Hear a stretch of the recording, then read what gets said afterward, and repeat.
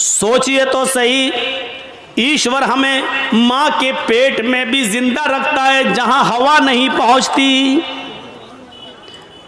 और माँ के पेट से जब हम बाहर आते हैं तो उस वक्त जिंदगी गुजारने के, जीवन व्यतीत करने के जितने भी समाधान है वो पहले से मौजूद पाते हैं।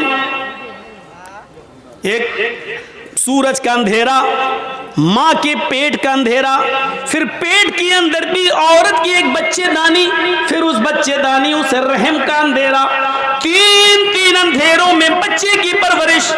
लेकिन सोचो, जब वो बच्चा माँ के पेट से बाहर आता है, अभी उसने आंखें नहीं खोली हैं, अभी बाहर नहीं आया कि ईश्वर ने, अल्लाह ने उसकी माँ की पिस्तान में दूध का इंतजाम पहले से कर दिया है।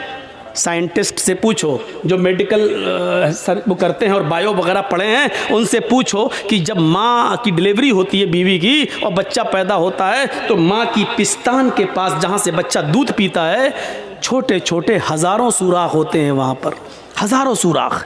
बच्चा जब मुंह लगाता है तो उन सुराखों से उतना ही दूध आता है जितना बच्चे का लीवर एक्सेप्ट कर सकता है। अगर वो छोटे छोटे सुराख ऊपर वाले ने, अल्लाह ने माँ की पिस्तान में ना बनाए होते तो बच्चा दूध इतना भी चूस सकता था कि उसका लीवर खराब हो जाता और वो हजम नहीं कर सकता। लेकिन माँ के पिस्तान में छोटे छोटे हजारों सुराख पैदा कर दिए, और बच्चा जब चूसता है तो एक एक कतरा, दो कतरा ही दूध आता है जो बच्चे के लीवर में जाता है, पेट में जाता है, और बच्चे का लीवर उसको हजम करता है। अभी बच्चा माँ के पेट से बाहर आया, भैंस का दूध नहीं पी सकता था, गाय का दूध नहीं पी सकता था, सबसे हल्के दूध की जरूरत थी, सबसे लाइट दूध की जरूरत थी। तो ईश्वर ने, अल्लाह ने उसकी माँ के पिस्तान के अंदर वो दूध पहले से भर दिया।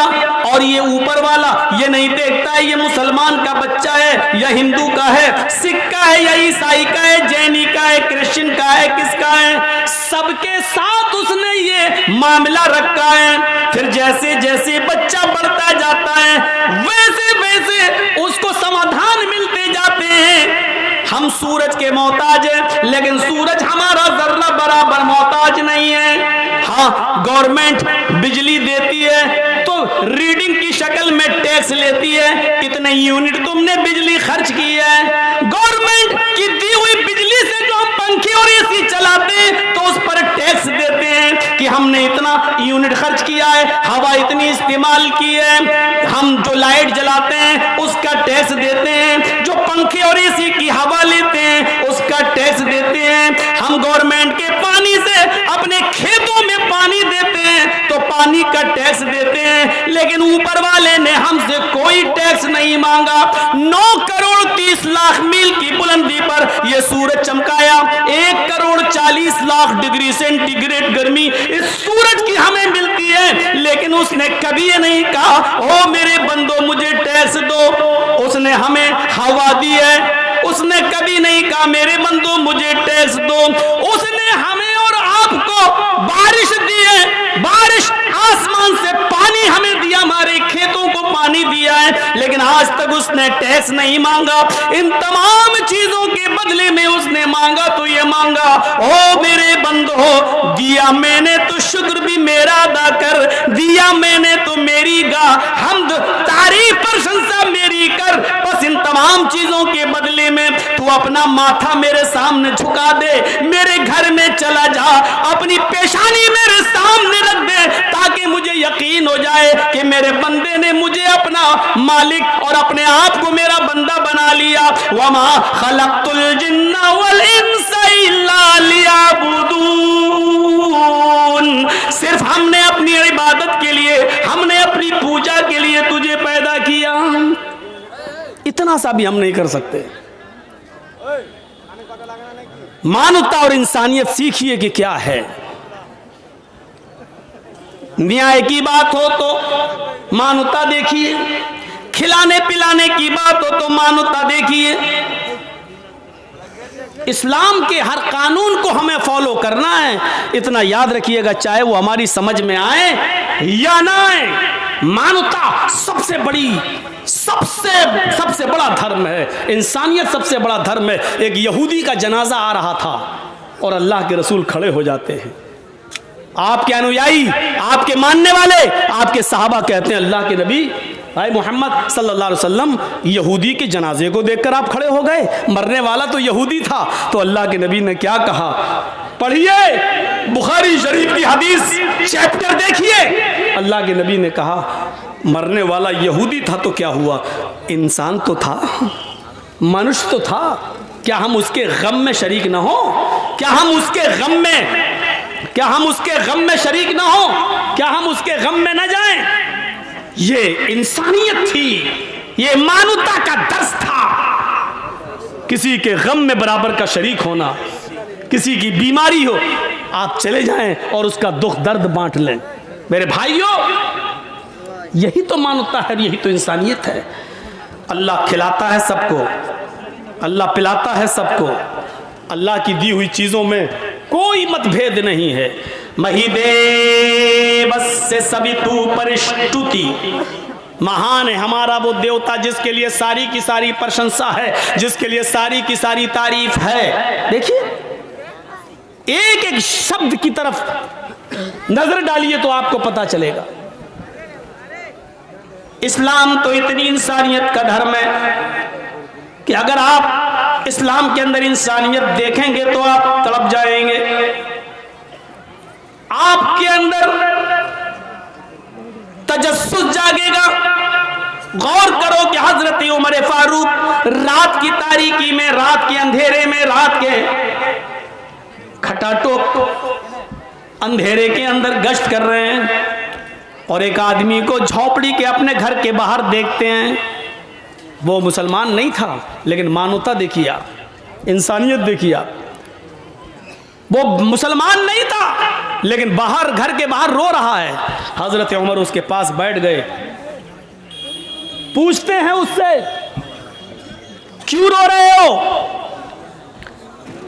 आप इधर देखेंगे तो आपको समझ में आएगा। ये वाकया निकल गया जहन से, पूरी तकरीर बेकार हो जाएगी। क्या रो रहे हो, क्यों रो रहे हो? वो नहीं जानता था कि ये मेरे पास जो बैठा है ये कौन है।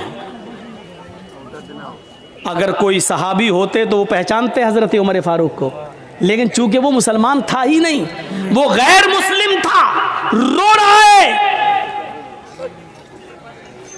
हजरत उमर ने कहा क्यों रो रहे हो? और जानते हो उसने गुस्से में क्या कहा? अरे मैं वैसे ही परेशान हूं, तू और आ गया मुझे परेशान करने। अबे जाना, चल। कैसा लगेगा? हम आपकी मदद करने के लिए आना चाहते हैं और आप कह रहे जा यार, हमारी खोपड़ी वैसी गर्म है, तू और गर्म करने आ गया। हजरत उमर फारूक बुरा नहीं माने उसकी इस वर्ल्ड का, उसके इस जुमले का। हजरत उमर फारूक रजी अल्लाह ताला अन्हु उसके पास बैठकर कहते हैं कि मेरे भाई तुम परेशान हो, मैं भी परेशान हूं, इसलिए सोचता हूं कि तुमसे हम अपनी परेशानी बयान करें और तुम हमसे अपनी करो। हम दोनों एक दूसरे का दर्द बांट लेते हैं। कभी कभी होता है ऐसा ना कि आप भी परेशान हो, हम भी परेशान हो, तो दोनों बैठ के चलो अपना वक्त पास कर लें। अब जेल में आप जाइए कभी तो ऐसे ही होगा ना, आप भी कैदी हम भी कैदी, तुम अपनी दास्तान सुनाओ हम अपनी सुनाएं, तुम क्यों आए हो हम क्यों आए हैं। इसी टाइम पास करने का एक बहाना चाहिए। तो हजरत उमर फारूक को कोई परेशानी नहीं थी, लेकिन फिर भी उसका दर्द जानने के लिए बैठ गए। बताओ सही क्या परेशानी, प्रॉब्लम क्या है? उसने कहा कि अब जब तुम इतना कह रहे हो तो मैं बताता हूँ कि मेरी बीवी को तकलीफ़ है, दर्द है। डिलीवरी के वक्त औरत को जो दर्द होता है, बच्चे की पैदाइश के वक्त, वो हो रहा है। और यहाँ बारिश हो रही है, गांव में कोई दाया नहीं मिल रही है।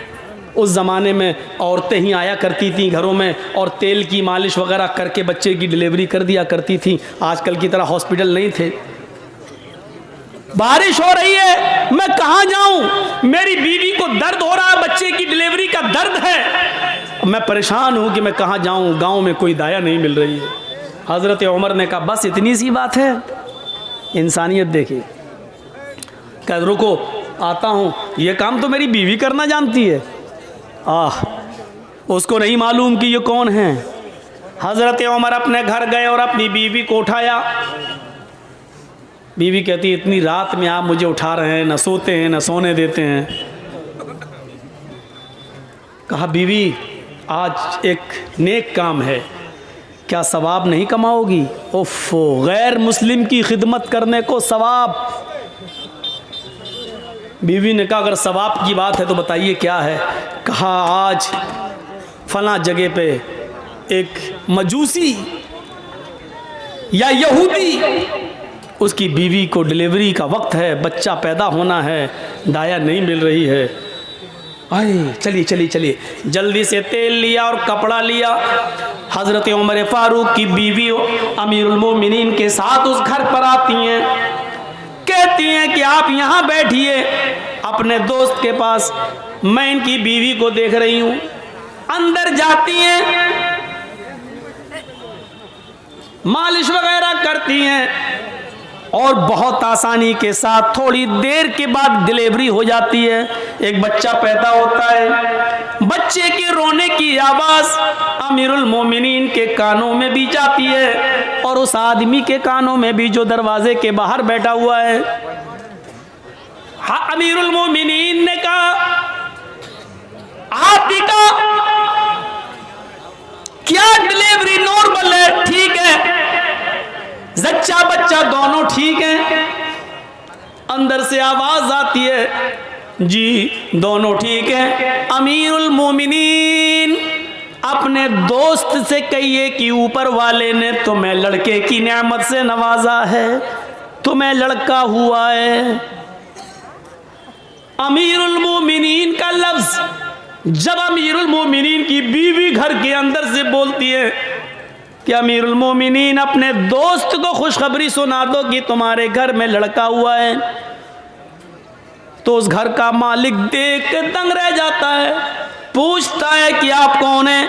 अमीरुल मोमिनीन मुस्कुरा के कहते हैं लोगों ने मुझे अमीरुल मोमिनीन बना दिया है, हकीकत यह कि मैं खादिमुल मोमिनीन हूँ, खादिमुल नास हूँ, मैं तुम्ही लोगों की खिदमत के लिए अमीर बना हूँ। आप डरो नहीं, रात के अंदर मालूम करना और पता लगाना ये मेरी जिम्मेदारी थी। अरे तुम हमारी कौम के नहीं हो, मुसलमान नहीं हो तो क्या हुआ, हो तो इंसान, ये खिदमत करना हमारे नसीब में लिखा था। मेरे प्यारे साथियों, इस जगह पर लाकर सोचिए कि अमीरुल मोमिनीन की बीवी रात की तारीकी में एक शख्स के घर जाती हैं, उसकी बीवी को डिलीवरी होती है और कहती है अमीरुल मोमिनीन तुम्हारे दोस्त को बच्चा हुआ है।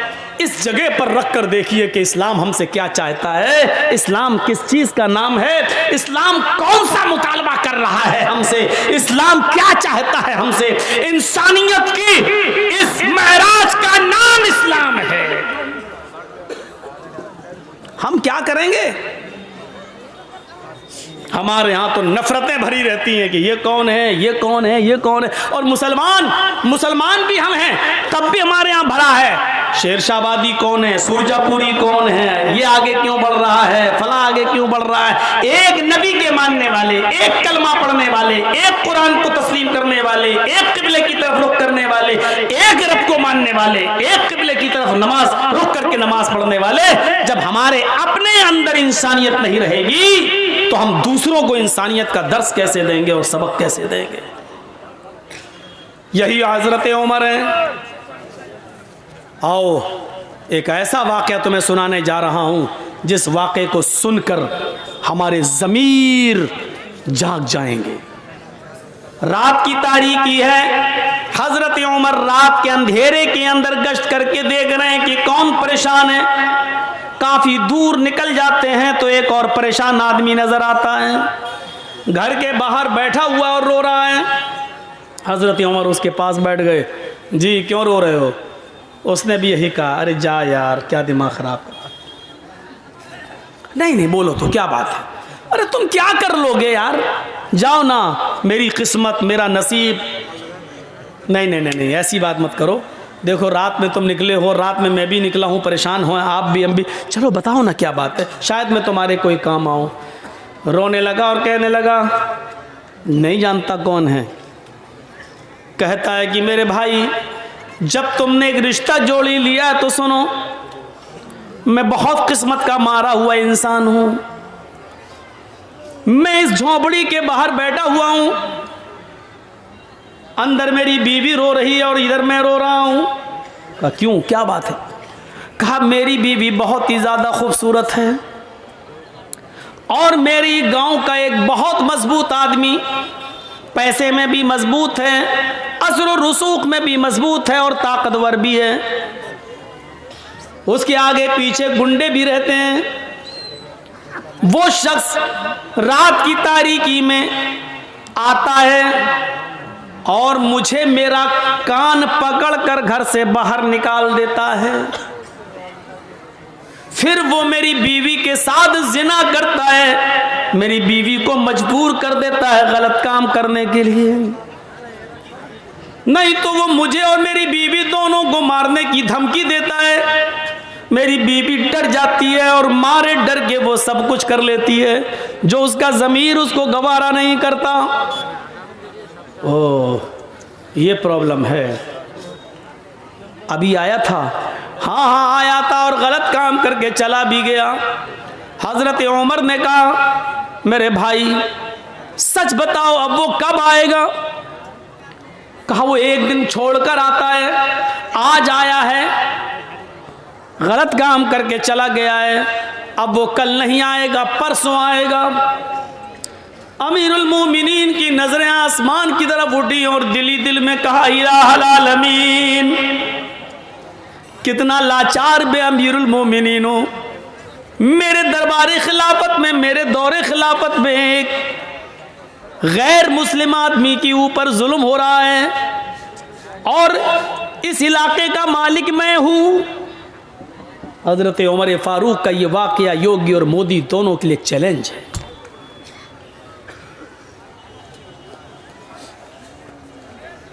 सोचें, मेरे दौरे खिलाफत में एक आदमी मजबूर है और वो भी इतनी बड़ी मजबूरी कि उसकी औरत की इज्जत लुटती है और बेचारा मजबूर और गरीब आदमी कुछ नहीं कर पाता। इस बात को दिल में सोचा, कहा कि सुनो, परसों जब वो आएगा तो 2-3 काम करना बस। कहा क्या?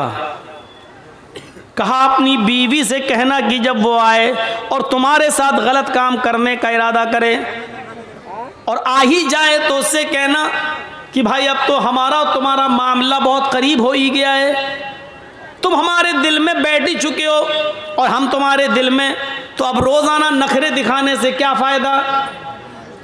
ऐसा करो कि ये काम तुम कर जब चाहो तब कर लिया करो, लेकिन रोशनी में मुझे अच्छा नहीं लगता है, रोशनी में मुझे मेरे पति की, मेरे शौहर की याद आती है, इसलिए चिराग बुझाकर ये गलत काम करो और मैं खुलकर तुम्हारा सपोर्ट करूंगी। इतना कहना, वो तुम्हारी बीवी की बातों में आ जाएगा और चिराग बुझा देगा, बकिया काम मैं संभाल लूंगा। वो कहने लगा क्या मतलब है तुम्हारा, बकिया काम संभाल लूंगा, क्या मतलब? कहा तुम डरो नहीं, कुछ नहीं होगा, और अपनी बीवी से ये कह देना कि खाना बनाकर रखना। यार ये क्या मसला, खाने से इसका क्या ताल्लुक है? बस जो कह रहा हूं वो करना। अपनी बीवी को बोलना कि खाना बनाकर रखे और जब वो तुमसे गलत काम करने लगे तो चिराग बुझा देना, बस। एक दिन गुजर गया, वो नहीं आया, दूसरा दिन वो आता है, जिना की नीयत लेकर आता है, जिना के इरादे से आता है, जिना करने के लिए आता है। उस गरीब आदमी की झोपड़ी में घुसता है। हजरत उमर फारूक पहले से तलवार लेकर छिपे हुए हैं, घर के मालिक को भी पता नहीं कि अमीरुल मोमिनीन आ चुके हैं। इस आदमी के आने का इंतजार कर रहे हैं।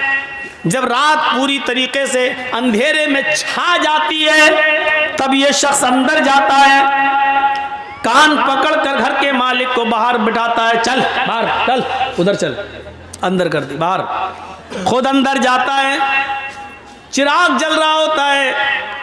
बीवी ने आज मुस्कुरा कर कहा अब आपसे क्या पर्दा करूं, हमारा आपका मामला तो अब रोज का हो चुका है। सुनो, ऐसा करो भाई, अब तुम करते ही हो गलत काम तो खुल के करो, लेकिन चिराग बुझा दो, क्योंकि चिराग जलता है तो मुझे शौहर का प्यार याद आता है। मैं चाहती हूँ कि अपने शौहर को भूल जाऊँ और तुम्हारी आगोश में आ जाऊँ, अंधेरा कर दो। बातों में आ गया, चिराग बुझा दिया। उधर हजरत उमर इस ताक में थे कि गलत काम होने ना पाए, क्योंकि मैं बचाने के लिए आया हूँ। जैसे ही चिराग बुझता है, हजरत उमर फारूक उस झोंपड़ी के अंदर घुसते हैं। अब खतरा था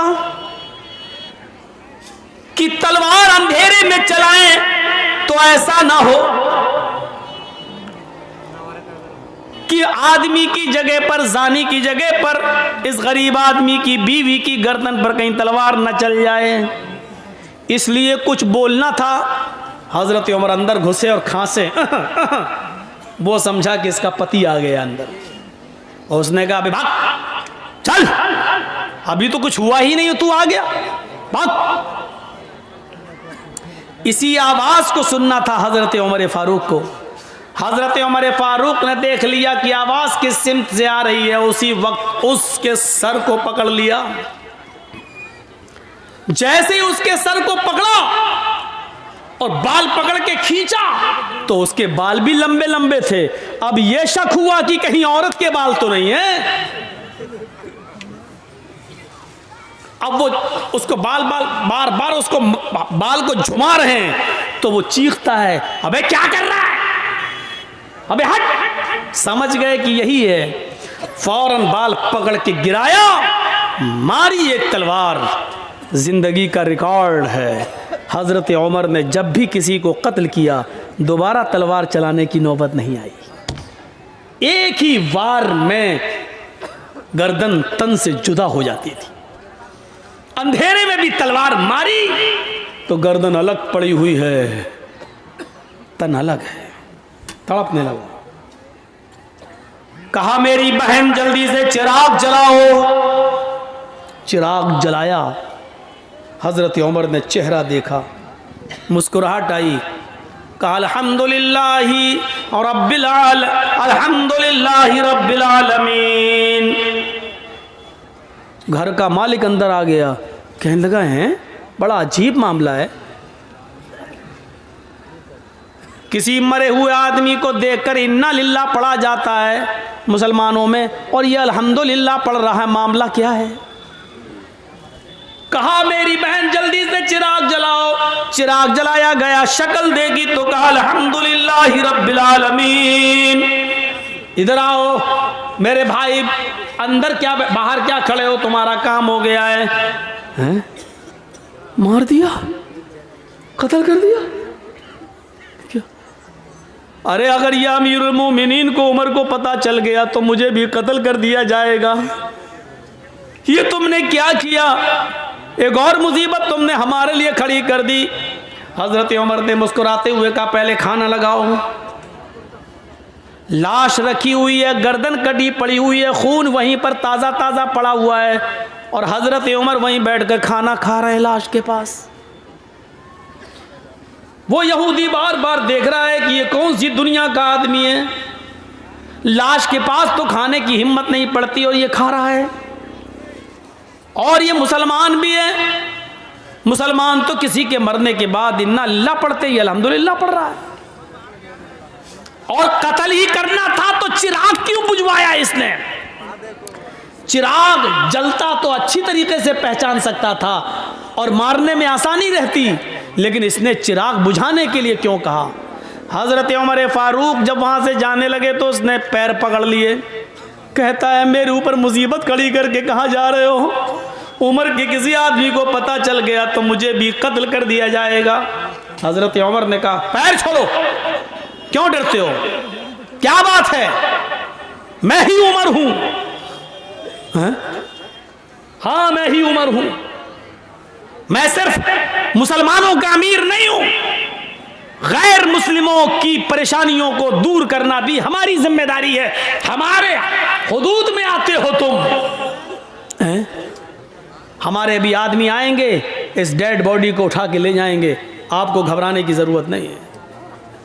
अब उसकी जान में जान आई। हजरत उमर जाने लगे तो कहा कि जाऊं? उसने कहा जा रहे हो, लेकिन 2-3 बातें अगर बता सकते हो तो बता दो। कहा क्या? कहा अमीरुल मोमिनीन, चिराग की रोशनी अगर जल रही होती तो आपको इस आदमी को मारने में आसानी थी, लेकिन आपने ये क्यों कहा था? अपनी बीवी से कह देना कि चिराग बुझा देना। और जब चिराग जलाकर देखा तो आपने इन्ना लिल्लाह के बजाय अल्हम्दुलिल्लाह आपने क्यों कहा? और आपने ये क्यों कहा था कि खाना बनाकर रखना? खाने से इसका क्या ताल्लुक था? ये 3 बातें मेरी समझ में नहीं आई। हजरत उमर ने कहा, मेरे यहूदी भाई सुन, जब तूने मुझे परसों अपनी बीवी की दास्तान सुनाई, इंसानियत देखिए, मानवता देखिए। आज की ये तकरीर अगर योगी जी स्टेज पर बैठ के सुन लें तो उनकी आंखों में भी आंसू आ जाएं। अगर उनके पास इंसानियत का दिल होगा तो, और अगर उनके अंदर इंसानियत ही ना हो, ठोक दो वाली पॉलिसी अपना रहे हों, तो उनकी अम्मा भी मर जाए तब भी आंसू नहीं आएंगे। उनके बच्चे है ही नहीं तो क्या रोएंगे? हम भी क्या क्या बोल जाते हैं। अब रात के 11:15 बज रहे हैं तो दिमाग तो मेरा भी खराब है ना। अब उसके अंदर क्या दर्द होगा बेचारे के अंदर। सोचिए जरा, ये अमीरुल मोमिनीन है और एक यहूदी की मदद करने पहुंच रहे हैं। यहाँ 750 किसान के मरने के बाद कानून वापस लिया जाता है, लेकिन 2 मिनट का मौन तक नहीं रखा गया। मोदी जी आज तक उन 700 किसानों को शहादत का दर्जा देने के लिए तैयार नहीं है। अगर शहादत का दर्जा देंगे तो ये मानना पड़ेगा कि आंदोलन सही था। सोचिए, राजनीति इंसान को कहां से कहां पहुंचा देती है, कहां से कहां तक। किसान कानून वापस लिया जा रहा है, लेकिन उस बेटे के बाप को मंत्री पद से अभी भी बर्खास्त नहीं किया जा रहा है, जिसके बेटे ने किसानों के ऊपर गाड़ी चढ़ा दी। ये राजनीति क्या क्या गुल खिलाती है। कहा परसों जब मैं आया था और तूने मुझे अपनी दास्तान सुनाई थी, तो उस दिन मैंने सोचा, तूने कहा कि बड़ा असर रसूख वाला आदमी है, जान पहचान वाला आदमी है, पैसे वाला आदमी है। तो मैंने सोचा कि आए उमर, ये गलत काम करने वाला कहीं तेरा बेटा तो नहीं है, कहीं तेरे खानदान का कोई आदमी तो नहीं है। इतनी हिम्मत किसकी है जो मेरे दौरे खिलाफत में यहाँ आकर ये काम कर रहा है? तो मेरे दिल में ये ख्याल आया कि इतना गंदा काम मेरे दौरे खिलाफत में कोई मेरे खानदान का, मेरे घर का कोई आदमी तो नहीं कर रहा है। इसलिए मैंने कहा था चिराग बुझा देना। आए मेरे यहूदी भाई, जब मैं घर के अंदर घुसा चिराग बुझाने के लिए, इसलिए कहा था अगर चिराग जल रहा होता और ये आदमी या जिना करने वाला कोई और होता, मेरा करीबी रिश्तेदार होता, मेरा बेटा होता, और तेरे घर में जब मैं घुसता और चिराग जल रहा होता और मेरी नजर उसकी ऊपर पड़ती और उसकी मेरी ऊपर पड़ती, तो हो सकता अपना बेटा समझकर, अपना बेटा अपने बेटे को देखकर, अपने भतीजे को देखकर, अपने खानदान के किसी रिश्तेदार को देखकर हो सकता था कि मेरा गुस्सा ठंडा हो जाता और तलवार फिर मेरी उसकी गर्दन पर न चलती और फिर मैं तुझे मनाता कि कुछ ले दे के मामला रफा दफा कर लो। इसलिए मैंने चिराग बुझाने के लिए कह दिया था, ताकि ना मैं शक्ल देखूंगा ना उसकी शक्ल मुझे दिखेगी, तो तलवार चलाने में आसानी होगी। फिर मैंने उसकी गर्दन पे तलवार चलाई और जब गर्दन मेरे हाथ में आ गई तन अलग, तो फिर मैंने तुम्हारी बीवी से कहा बहन जल्दी से चिराग जलाओ, इसलिए कि मैंने ये देखने की हिर्स थी, लालच था कि देखें मरने वाला मेरा रिश्तेदार तो नहीं है। जब चिराग जला और उसके सर पर मेरी नजर पड़ी तो मैंने अल्लाह का शुक्र अदा किया, इसलिए कि अल्हम्दुलिल्लाह मरने वाला मेरा खानदान का नहीं, मेरा रिश्तेदार नहीं, मेरा बेटा नहीं, मेरा भतीजा नहीं, मरने वाला भी गैर मुस्लिम है, तू भी गैर मुस्लिम है, ये गलत काम करने वाला भी गैर मुस्लिम है। इस पर मैंने अल्हम्दुलिल्लाह रब्बिल आलमीन पढ़ा। तमाम तारीफें अल्लाह के लिए हैं जिसने जो दोनों जहान का पालनहार है, इसलिए मैंने अल्हम्दुलिल्लाह पढ़ा है कि मरने वाला मेरे खानदान का नहीं है। उसने कहा अच्छा खाना बनाने के लिए क्यों कहा? कहा जब तूने परसों मुझे ये दास्तान सुनाई तो उसी दिन मैंने कसम खा ली, उमर तेरे दौरे खिलाफत में यह आदमी परेशान है और तू आराम से कैसे खाना खा सकता है, तू कैसे पानी पी सकता है, तू मौज मस्ती के साथ कैसे रह सकता है। आए उमर, उस वक्त तक तेरे ऊपर खाना हराम है जब तक कि उस आदमी के लिए खाने के लिए रास्ता हमवार न कर देगा, जब तक कि इस आदमी को मारकर और उस आदमी को नजात देकर जब तक मैं फारिग न हो जाऊं तब तक मैं खाना नहीं खाऊंगा। मैं परसों से भूखा हूं, कल दिन भर नहीं खाया, आज दिन भर नहीं खाया। जिंदा रहने के लिए मैंने 1-2 खजूरें खाई और पानी पिया। मेरे दिल में यह था कि जब तक तुझे इस मुसीबत से नजात न दिला दूं, तुम्हारे लिए खाने पीने का रास्ता हमवार न कर दूं। जब तुम चैन से नहीं खा पा रहे हो तो मैं चैन से कैसे खाऊं? जब तुम चैन से बैठ नहीं पा रहे हो तो मैं चैन से कैसे बैठूं? इसलिए मैंने खाना नहीं खाया था। अल्हम्दुलिल्लाह आज मैंने पेट भर के खाना खाया। एक आदमी की मुसीबत को अपनी मुसीबत समझना, उसके दर्द को अपना दर्द समझना, ये इस्लाम है। इन्नद्दीन इंदल्लाहिल इस्लाम, अल्लाह की दृष्टि में, अल्लाह की नजर में सबसे बेहतर दीन इस्लाम है। ये इंसानियत हमारे और आपके अंदर होनी चाहिए, वरना एक औरत कह देती थी रात के अंधेरे में, एक औरत रात के अंधेरे में हजरत उमर ने देखा कि हांडी जल रही है। उस औरत के पतीली का ढक्कन खोल के देखा तो उसमें सिर्फ पानी गर्म हो रहा है और 2-3 पत्थर पड़े हुए हैं। उस औरत से पूछा, ये क्या है पानी के अंदर पत्थर?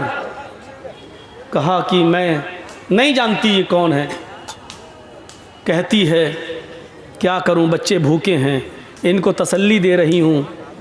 आग जलती रहेगी, हांडी पकती रहेगी, पत्थर उबलते रहेंगे और इन बच्चों को इंतज़ार में, हाँ मेरी माँ खाना बना रही है, नींद आ जाएगी और भूखे सो जाएगी। बच्चों को धोखा दे रही हो तो क्या करूं, मेरे पास जब कुछ है नहीं। तुमने अमीरुल मोमिनीन से क्यों नहीं कहा, उमर से क्यों नहीं कहा? उस औरत का जवाब देखो क्या है।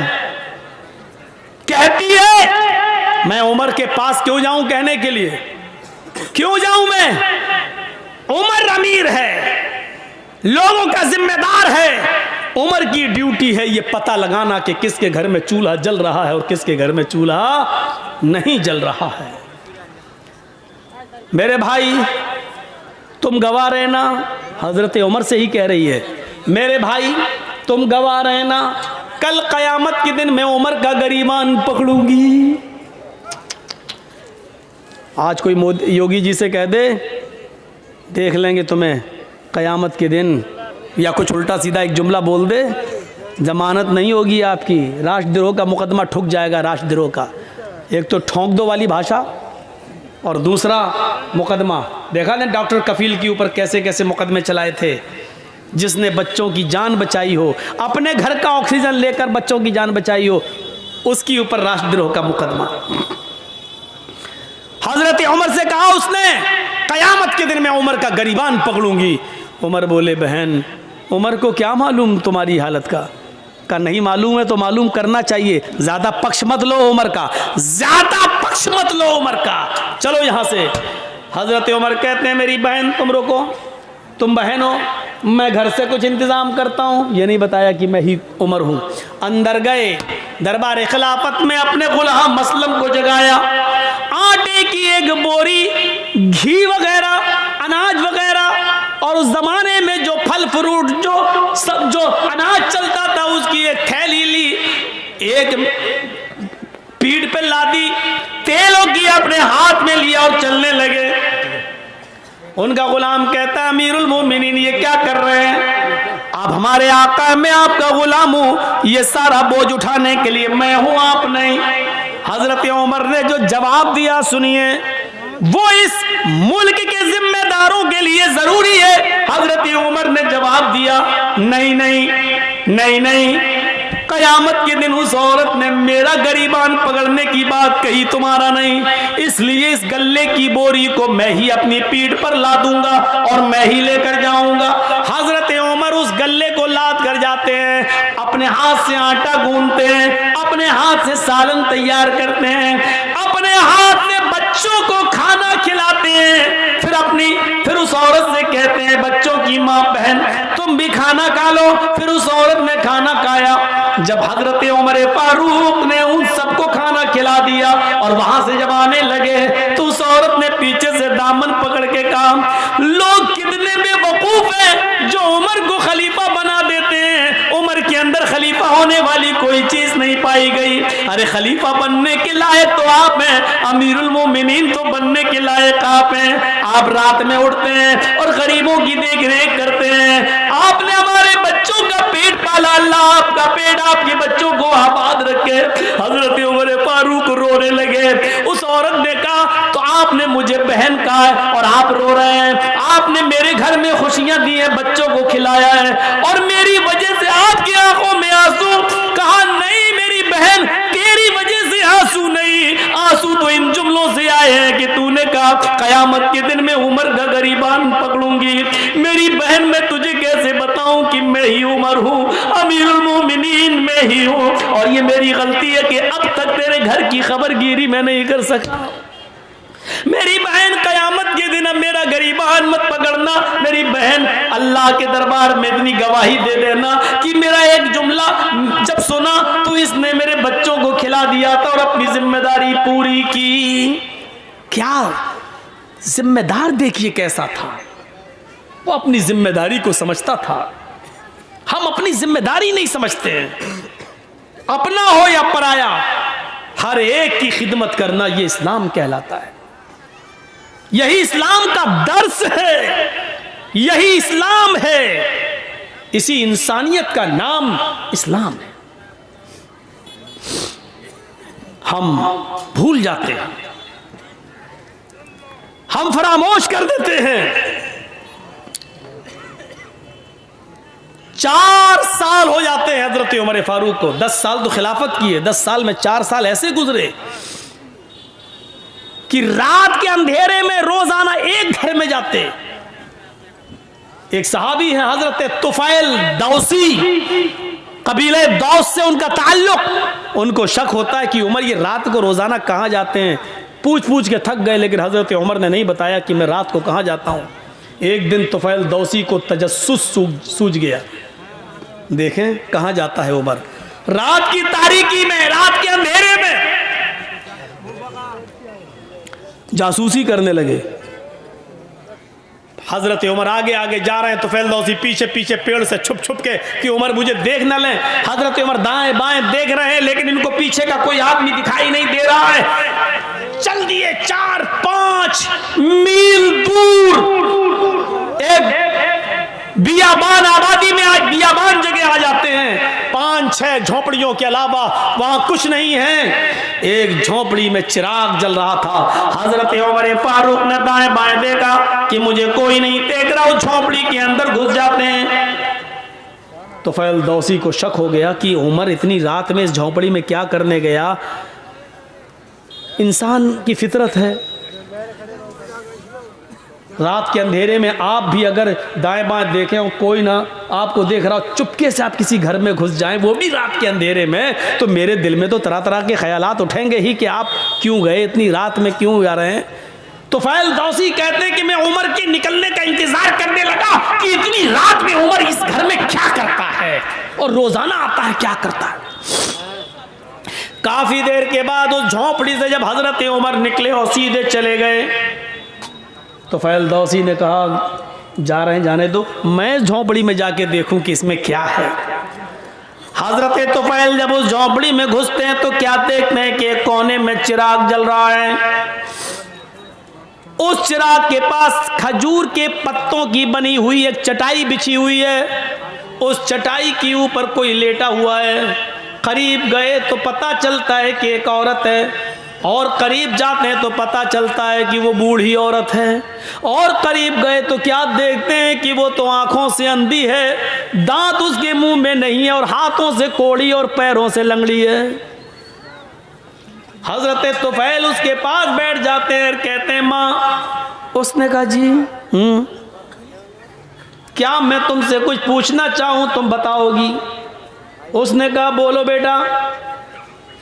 कहा ये आदमी जो तुम्हारे पास आया है और अभी अभी यहां से गया है, ये कौन है?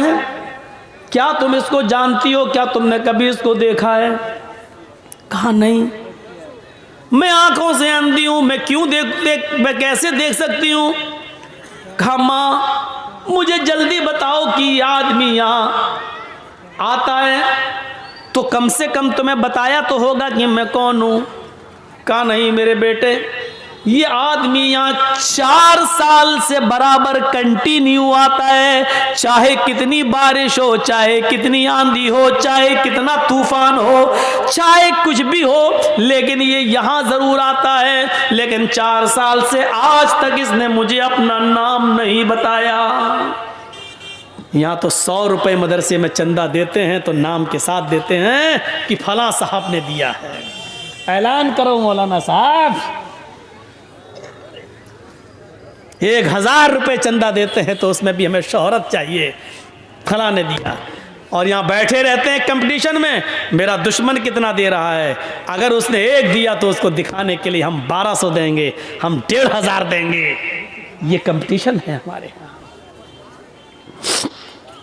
सब नेकी बेकार। ये सिस्टम ही पहली बात तो हमें गलत लगता है कि लाइए मौलाना साहब ये 100 रुपए लीजिए, मेरे अब्बू के लिए दुआ कर दी, अल्लाह उनको जन्नत दे। अरे आप मदरसे को चंदा दीजिए, आप दिल में नियत कर लीजिए कि मैं अपने बाप की तरफ से दे रहा हूं, आपको सवाब मिलेगा। मौलाना साहब से नाम ले लेकर क्यों दुआ करवा रहे हो? जर्जी साहब को अपने बाप को सवाब पहुंचाना है, जर्जी साहब 1000 रुपया देंगे, दिल में नियत है मैं अपने बाप की तरफ से दे रहा हूं, बाप को सवाब मिलेगा। 20 साल हो गई तकीना करते करते, यही बताते बताते, लेकिन नहीं बदली आ रही ये बात, नहीं वही धुर्रा चला आ रहा है, उसी पे हम चल रहे हैं। 4 साल हो गई, आज तक इसने मुझे अपना नाम नहीं बताया कि कौन है। अच्छा, बस ये कह देता है मैं तुम्हारा बेटा हूं, मैं तुम्हारा बेटा हूं। मैंने भी पूछना छोड़ दिया, बेटा जब नाम ही नहीं बताता तो क्या करूं? तो करता क्या है यहां? करता क्या है ये पूछ रहे हो? हाँ बेटे, इस आदमी के बहुत एहसान है मेरे ऊपर। कहा माँ बताओ ना क्या करता है? कहा मैं हाथों से कोड़ी हूँ, पैरों से लंगड़ी हूँ, आंखों से अंधी हूँ, मुंह में मेरे दांत नहीं है, मैं चल फिर नहीं पाती हूँ, इसी चटाई से एक पलटी खाती हूँ, करवट बदल कर मैं नीचे आ जाती हूँ और इसी जगह पर मैं लेटे लेटे लेटरीन कर लेती हूँ,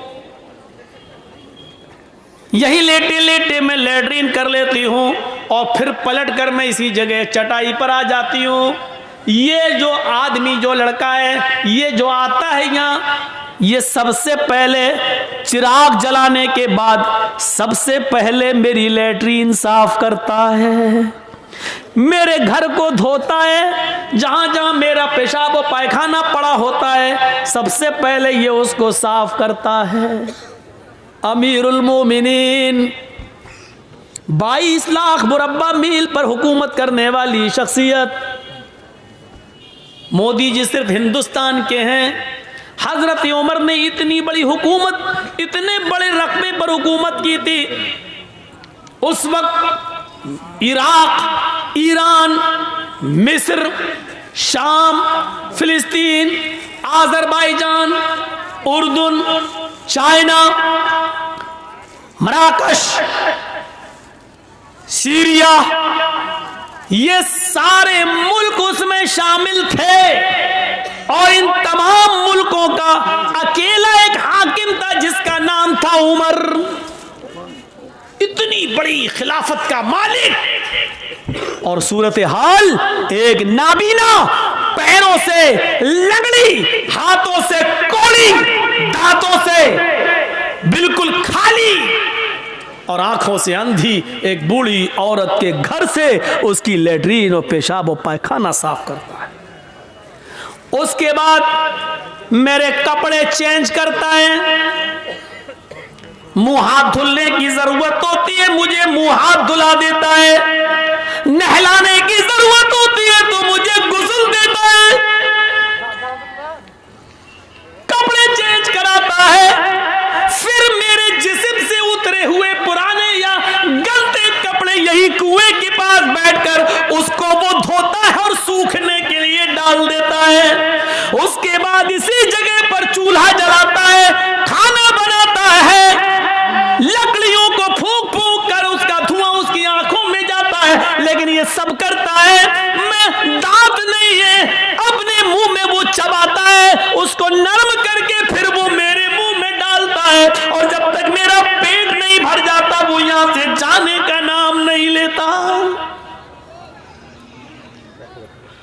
हजरत तुफैल दौसी चीख पड़े, अमीरुल मोमिनीन मैं तुम्हें क्या समझ रहा था और तुम क्या निकले।